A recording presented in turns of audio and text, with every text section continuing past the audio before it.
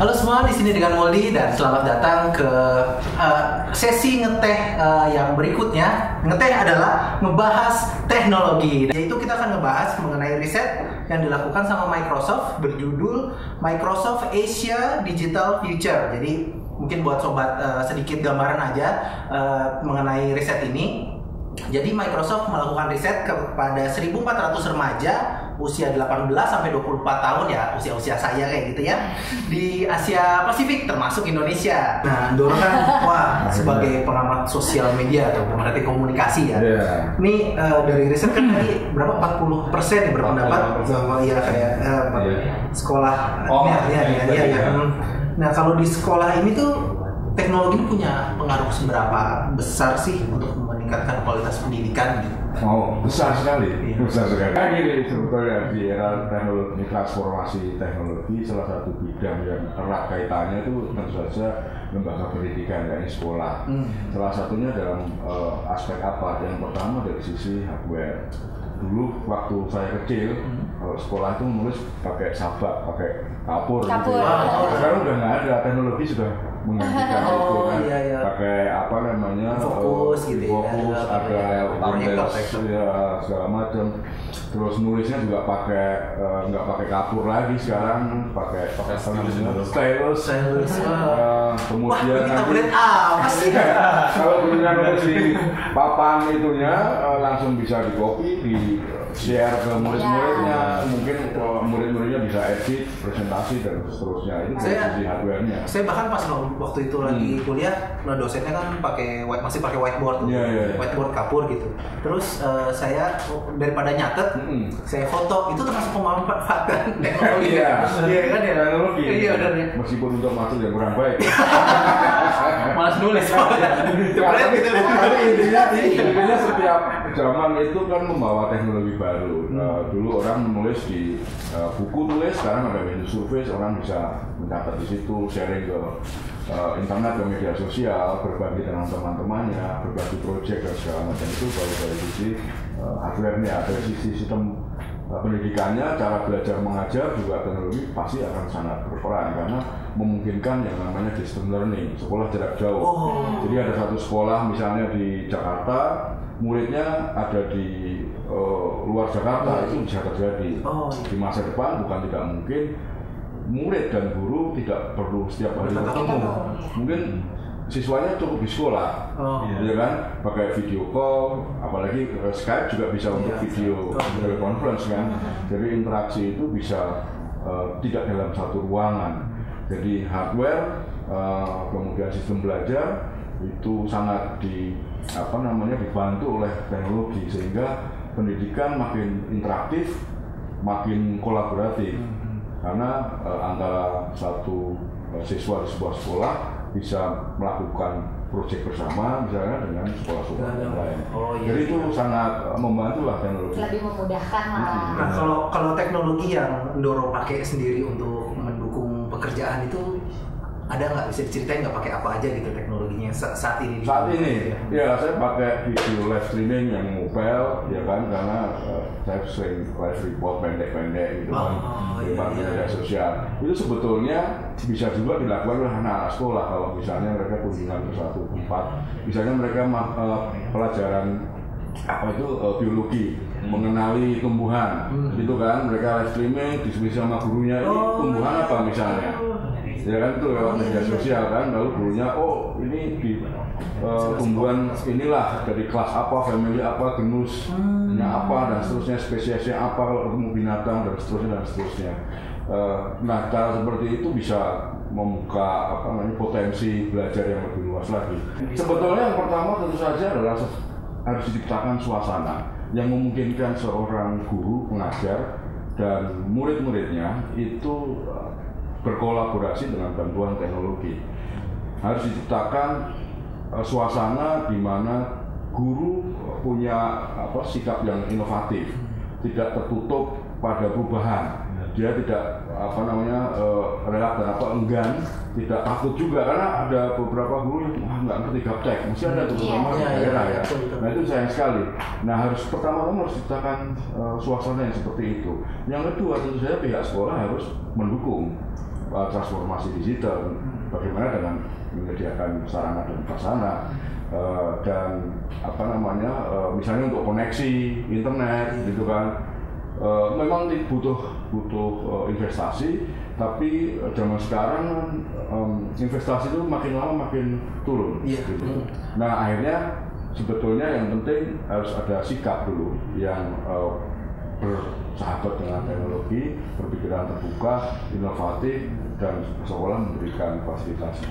Ini ke Pak Anton lagi ya, selain pendidikan tadi, tantangan apa lagi sih yang dihadapi sama anak muda di era inovasi digital ini? Tantangan mereka melihatnya selain tadi ya, bisa membantu meningkatkan produktivitas, mereka merasa justru kayaknya kok 39% bilang mereka kayaknya merasa jadi impersonal gitu. Jadi mereka melihatnya kok segala sesuatu yang tadinya sifatnya personal, maksudnya kalau sekarang ada apa itu di-share gitu. Privasinya jadi nggak ada. Itu buat mereka rupanya 39% dari hasil survei Microsoft tadi, mereka khawatir juga. Jadi mereka punya concern ya, jadi mereka punya kekhawatiran juga kaitannya personalisasi. Kalau kita bilangnya personal identifiable information (PII) gitu ya, informasi personal yang sebenarnya bisa diidentifikasi dan bisa di-share gitu. Bagaimana menjaga itu gitu informasi tersebut? Karena sekarang tuh banyak ya orang yang ngakunya temen, padahal bukan, padahal dia betul mau menculik ya, atau predator bahkan gitu, benar. Nah itu terus kemudian yang kedua juga mereka khawatir justru kehilangan pekerjaan gitu, karena merasa artificial intelligence tadi 24% mereka melihat bahwa kayaknya kalau komputer makin canggih mereka justru khawatir kehilangan pekerjaan katanya gitu, digantikan robot ya. Digantikan robot kayak gitu. Tapi sebenarnya kalau menurut Satya Nadella, CEO-nya Microsoft, dia tuh melihat bahwa justru ada beberapa hal yang tidak bisa digantikan oleh robot gitu ya. Misalnya berdasarkan emosi itu sesuatu yang emotional intelligence. Benar, itu kan sesuatu yang hanya mungkin komputer bisa tahu, tapi kan tetap manusia yang lebih tahu ya. Karena ada banyak gesture dari tubuh manusia dan segala macamnya gitu. Itu manusia masih memiliki kelebihan emosional. Nah, yang terakhir yang kekhawatiran yang Maja ini adalah masih terkait ya intansi privasi juga gitu. Soalnya ya itu ya, mereka rupanya setelah sharing informasi demen narsis, tapi takut juga nih ya. Seperti itu lebih. Kalau dari Pak Anton sendiri, gimana sih caranya biar para remaja ini menggunakan teknologi itu cuma buat hal-hal yang baik aja gitu? Gimana ngaturnya gitu? Kalau saya melihatnya gini, ada beberapa hal ya. Saya kebetulan juga orang tua, mungkin Doro juga orang tua gitu. Kita mulai dari awal mendidik anak kita gitu, atau mungkin guru kali ya, guru di sekolah juga mendidik bahwa teknologi itu bagus manfaatnya, tapi kita juga tetap harus tahu seperti yang tadi Mbak Ayu cerita gitu ya. Jangan terlalu narsis sampai buta jadinya lagi apa posting, karena efeknya itu seperti apa. Nah, tanggung jawab dari pihak sekolah itu penting, satu. Pemerintah juga bertanggung jawab. Menurut survei Microsoft tadi gitu, Microsoft Digital Future ini, remaja melihat bahwa 45% peranan pemerintah itu katanya penting gitu, baik dari sisi keluarga, pendidik, guru maupun pemerintah gitu, agar kita bersama-sama membantu menjelaskan teknologi itu berguna, dengan catatan kalian harus seperti yang tadi ya, yang bilang tadi gitu, atau yang Doro bilang tadi juga gitu, seperti itu pemanfaatannya benar.